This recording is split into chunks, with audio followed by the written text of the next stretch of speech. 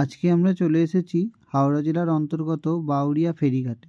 এই বাউরিয়া ফেরিঘাট থেকে ওপারেই রয়েছে বজবজ ফেরিঘাট, দক্ষিণ 24 পরগনার।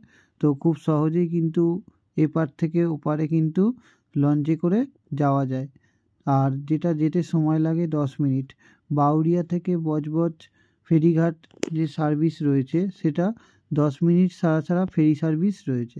খুব সহজেই কিন্তু তোমরা বাউরিয়া ফেরিঘাটে এসে ওপারে বজবজ চলে যেতে পারবে, এবং বজবজ থেকে শিয়ালদা শাখার যে কোনো ট্রেন ধরে খুব সহজেই কিন্তু শিয়ালদা চলে যেতে পারবে, বজবজ শিয়ালদা লোকাল ধরে।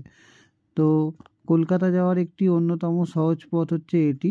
বাউরিয়া ফেরিঘাটে এসে লঞ্চে করে ওপারে বজবজ ফেরিঘাটে গিয়ে ওখান থেকে হেঁটে বজবজ রেল স্টেশনে গিয়ে ওখান থেকে তোমরা ট্রেনে করে কিন্তু খুব সহজেই কলকাতা পৌঁছে যেতে পারবে। এটা হচ্ছে অন্যতম একটি সুন্দর পথ।